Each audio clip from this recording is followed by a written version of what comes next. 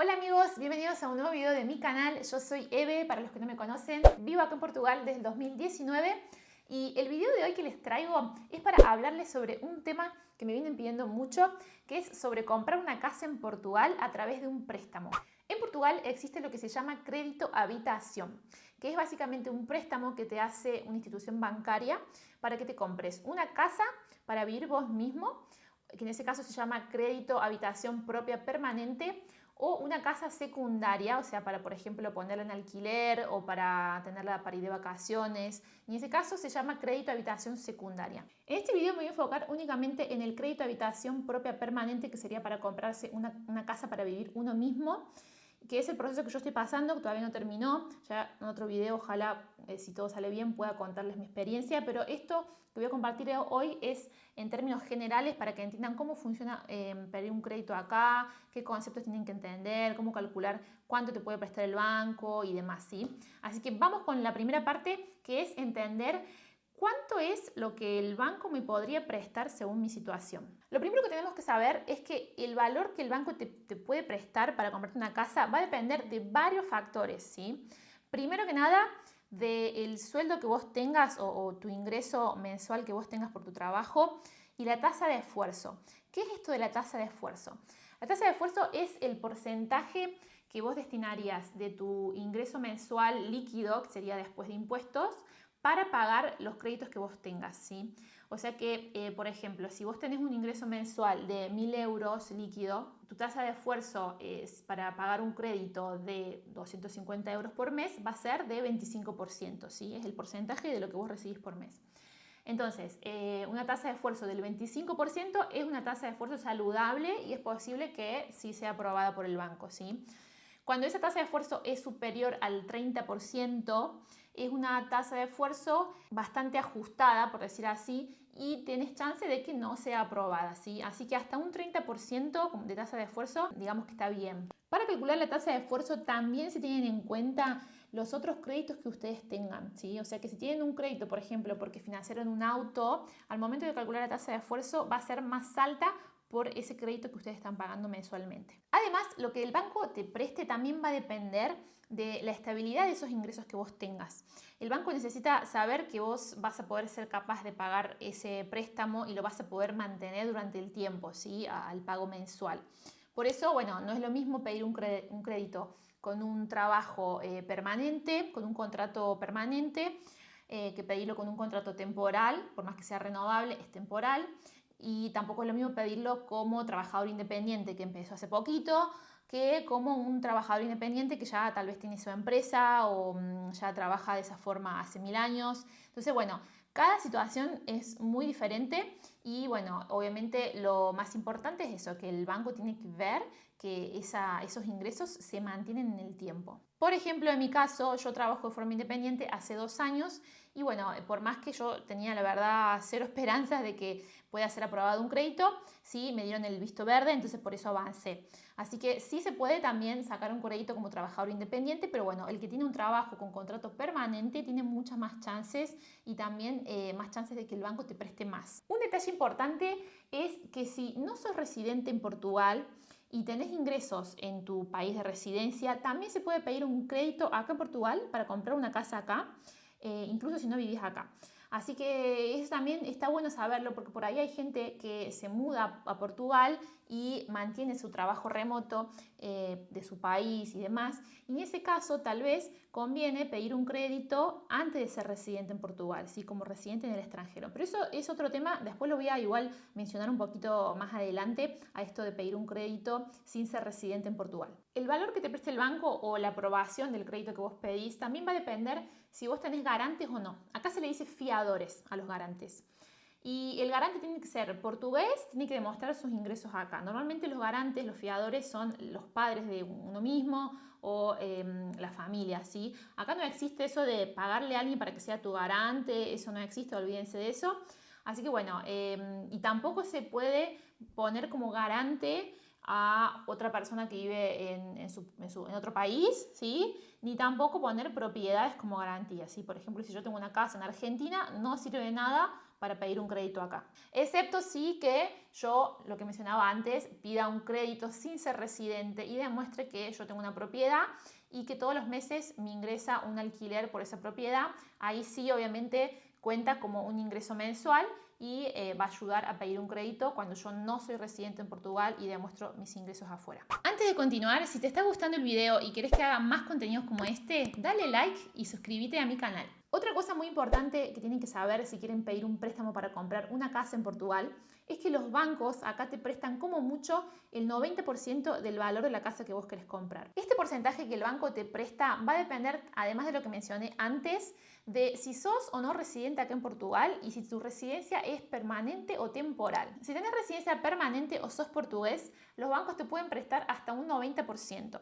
Ya si tenés residencia temporal, como es mi caso, o no sos residente, te prestan hasta el 70%. Este porcentaje puede variar obviamente de banco en banco y también de tu situación laboral. Entonces siempre vas a tener que contar con ahorros para poder dar esa entrada para comprar la casa. Veamos un ejemplo. Si quieres comprar una casa en Portugal que sale 100.000 euros, si sos portugués o tenés residencia permanente, el banco te puede prestar hasta un 90% del valor de la casa. Es decir, que vos deberías tener ahí 10.000 euros para dar la entrada de la casa. Si tenés residencia temporal o no sos residente, el banco suele prestarte hasta un 70% del valor. O sea que en ese caso habría que tener 30.000 euros para dar la entrada de la casa. Ojo que además del dinero para dar la entrada en la compra de una casa, tienen que tener en cuenta los gastos de escritura, los impuestos que uno paga cuando compra una casa y obviamente ni hablar si hay que hacer remodelaciones, porque acá muchas casas necesitan obras, entonces ahí deberían también tener otros ahorros destinados a las obras de la casa.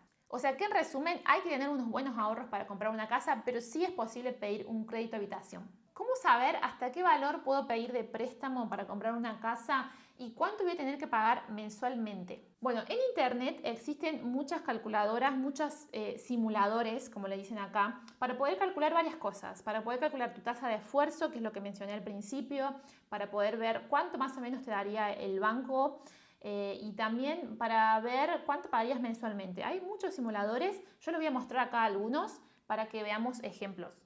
Veamos entonces este simulador de tasa de esfuerzo para entender más o menos cuánto podemos pagar por mes y hasta cuánto podemos pedir. Vamos a poner acá nuestro rendimiento mensual líquido. Esto líquido recuerden que es después de impuestos. Vamos a hacer de cuenta que es 1.200 euros.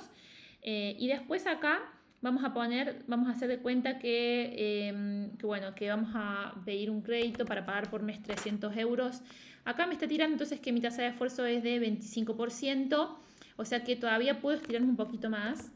Puedo ir hasta los 370 euros. Ya si pongo 380 me dice que mi tasa de esfuerzo no está ideal, ¿sí? Entonces yo sé que hasta los 370 puedo ir.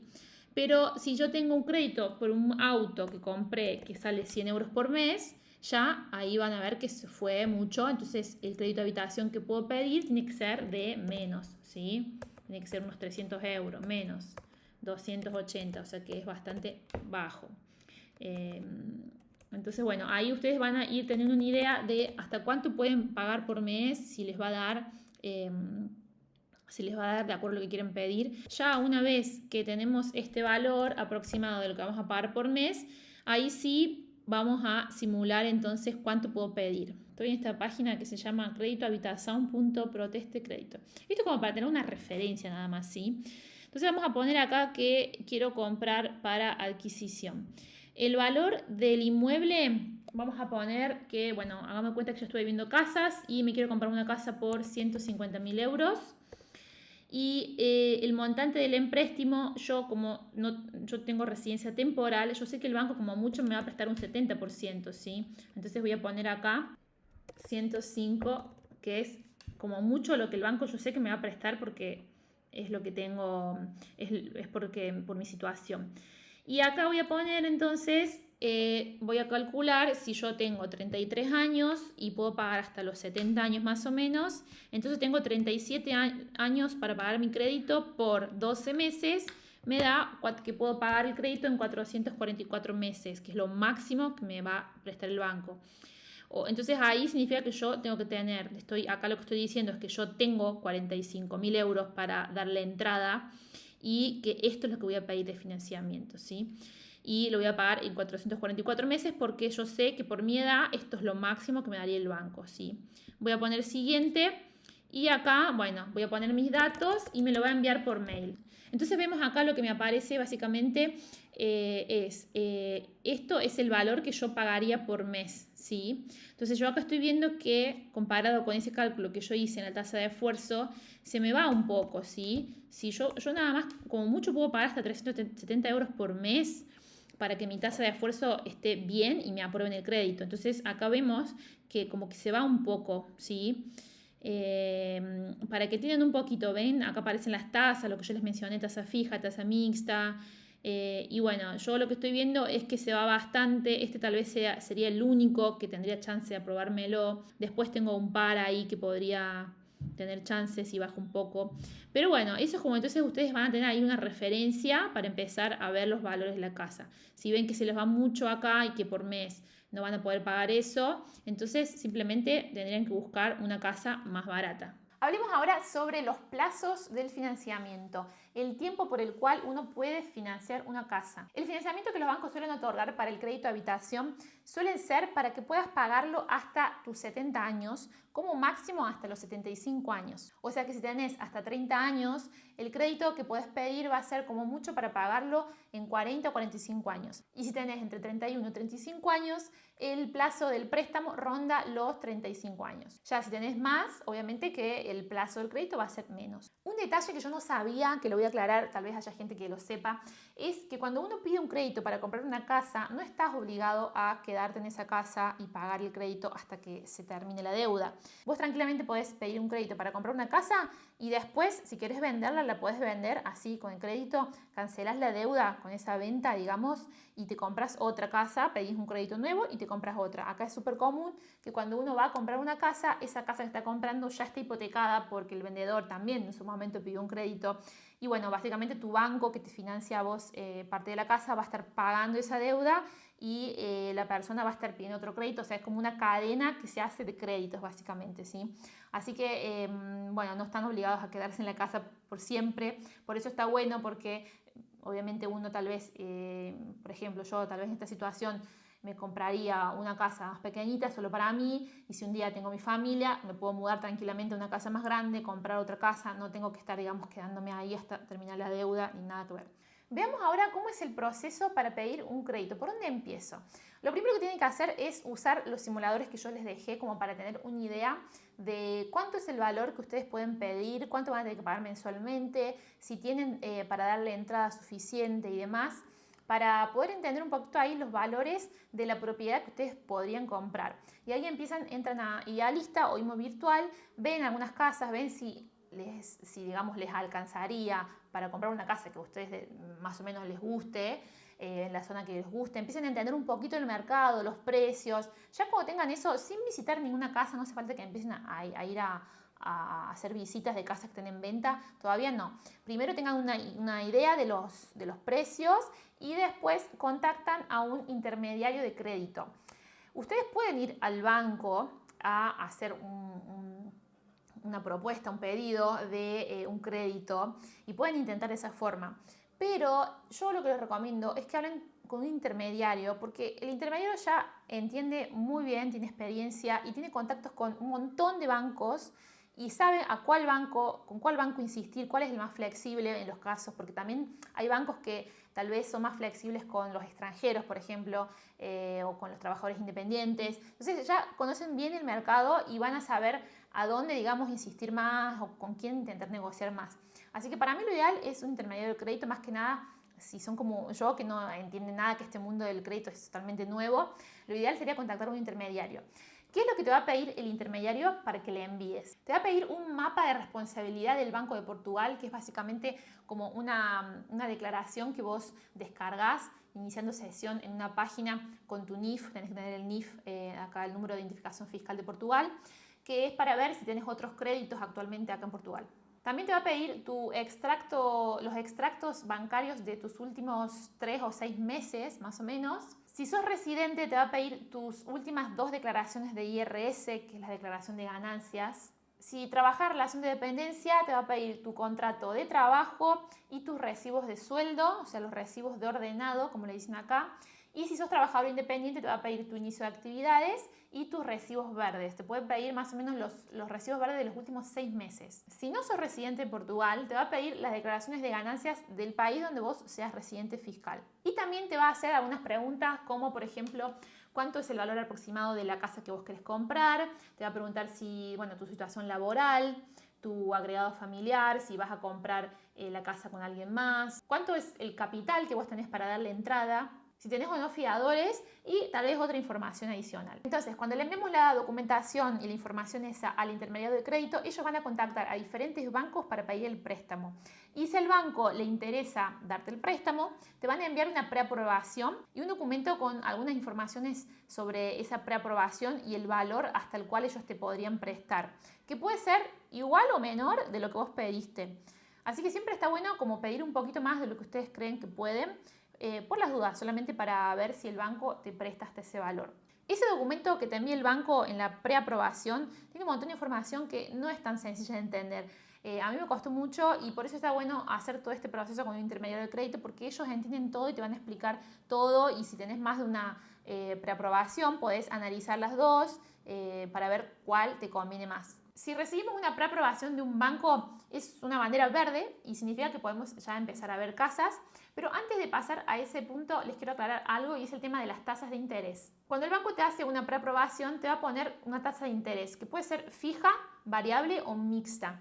Ahí yo no voy a entrar mucho en detalle porque tampoco es que la tengo súper clara, pero lo que yo entendí es que es así. Cuando es tasa fija, bueno, básicamente significa que por todos los años de tu crédito o por el tiempo que sea esa tasa fija, vos vas a pagar un valor fijo. La ventaja de eso es que tenés algo, digamos, es más seguro para ir pagando todos los meses. Vos sabés que tenés un valor para pagar todos los meses y ese valor nunca va a ir subiendo y bajando. En cambio, ya cuando es una tasa variable, eso va a depender de las tasas de Euribor y puede ir subiendo y bajando, que es lo que pasó ahora. Mucha gente que tiene tasa variable con las subidas del Euribor se fue por las nubes y está pagando mucho más de lo que estaban pagando. Hay gente que no llega a pagar ni siquiera el crédito por la subida de las tasas. Entonces, bueno, depende obviamente de cada situación. También depende, a veces que el banco no te da opción, te da solamente la opción de que sea una tasa fija y bueno, y ahí uno tiene que evaluar si conviene o no. Pero básicamente lo que yo entendí es que si siempre conviene una tasa mixta, que por lo menos suele ser los primeros años tasa fija y después tasa variable, ¿sí? Pero también tengan en cuenta que si ustedes van a comprar una casa para venderla, ¿sí?, conviene que sea una tasa variable, porque además cuando uno tiene una tasa fija y quiere vender la propiedad, tiene que pagar una comisión por esa amortización de la deuda de un 2%. En cambio, cuando es una tasa variable, esa comisión que se paga es solamente del 0,5%, así que es mucho más baja. Ya si la idea es tener la casa digamos, por siempre o para inversión y para tenerla ahí y alquilarla, tal vez convenga una tasa fija. Todo eso ustedes igual se lo preguntan al intermediario de crédito que los ayude a analizar bien el documento que les envíe el banco y demás, pero eso en líneas generales para que entiendan un poco los conceptos de tasa fija y variable. Entonces, una vez que ya tenemos esa preaprobación del banco, ya podemos empezar a hacer visitas a casas de acuerdo al valor que nos aprobaron, o un poquito más, porque siempre recuerden que se puede negociar para abajo, ¿sí? No se olviden de tener en cuenta los gastos que ustedes van a tener en la escritura y los gastos en caso de remodelación de una casa, ¿sí? Obviamente, porque no es lo mismo comprar una casa que esté lista para habitar que una casa que requiera de obras, porque igual acá se gasta bastante en las obras de una casa. Para que tengan una idea así de valores, si compran una casa de aproximadamente unos 100.000 euros, van a tener que contar con unos 4.000 euros más o menos para pagar los gastos de escritura, los impuestos y demás. Y ya si tienen que hacer remodelación de la casa, bueno, obviamente que puede ser un valor ilimitado. Las casas normalmente necesitan de obras en todo lo que es baños y cocina, porque acá los edificios son muy viejos, a veces hay que cambiar las cañerías enteras y bueno, eso es bastante caro, así que siempre tengan en cuenta eso. Entonces ya con la preaprobación del crédito empezamos a ver casas. Pueden hacerlo por cuenta propia o pueden hacerlo a través de un mediador inmobiliario. Yo recomiendo que si no son de acá de Portugal, si no son de acá, no conocen bien la zona, busquen a un mediador inmobiliario porque es una persona que va a conocer bien y les va a decir, mira, esta zona sí, esta zona no.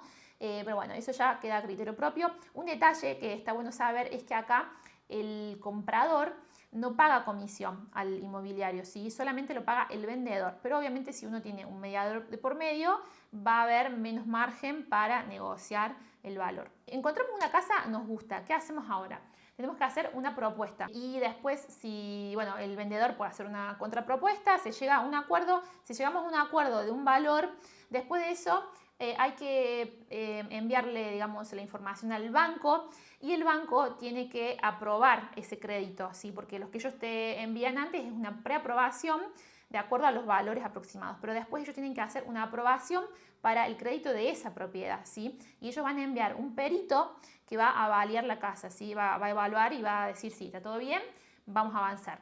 Después, entonces, que sale todo bien, se hace la firma del contrato compra-venta con el vendedor, ¿sí? Comprador y vendedor van a firmar el contrato compra-venta y en ese momento de la firma se paga una señal, una seña al vendedor. En el contrato compra-venta se establece la fecha de la escritura, que suele ser a unos 90 o 120 días. El día de la escritura se le paga al vendedor lo que falta de nuestra parte y la parte del banco que nos va a financiar. Y ese entonces es el proceso de la compra de una casa a través de un crédito habitación. Voy a compartirles unos consejos si quieren comprar una casa en Portugal a través de un crédito habitación.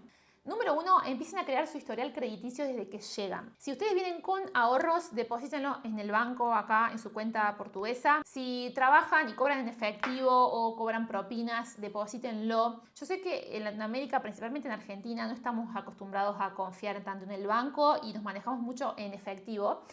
Acá es muy diferente, acá es todo a través del banco y lo que vos no tengas en el banco y no declares, no hay forma de demostrar que lo ganas. Así que por más que tengan que pagar muchos impuestos, declaren todo, no solo porque es lo que corresponde, sino porque eso después nos va a servir para pedir el crédito. Número 2, si tienen un trabajo en relación de dependencia, intenten mantenerlo hasta quedar efectivos. Acá en Portugal, después del año y medio de un trabajo que fue, digamos, temporal, con contratos temporales renovables, ya pasan a estar efectivos y es mucho más fácil que te aprueben un crédito. Número 3, mucho ojo con los gastos que hacen con la tarjeta y que aparecen en el extracto bancario, porque los bancos analizan todo eso. Si ustedes cobran el sueldo y al otro día se gastan todo o si gastan en casinos, en apuestas, lo más probable es que no sean un cliente atractivo para el banco. Número 4, si aún no están en Portugal y tienen un trabajo estable en su país de residencia o tienen su empresa, o tienen un buen salario y demás, intenten pedir el crédito como no residentes porque tal vez tengan más chance. Cuando uno ya se muda a Portugal es como que empieza de cero y ya te van a pedir los documentos de acá de Portugal, ¿sí? Te van a pedir el IRS del último año o los últimos 2 años,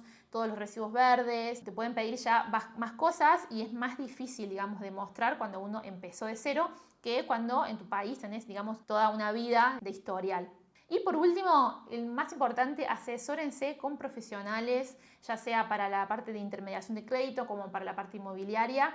Si quieren que yo les recomiende a las personas que me están ayudando a mí, voy a dejar mi email para que me escriban y yo con gusto les recomiendo.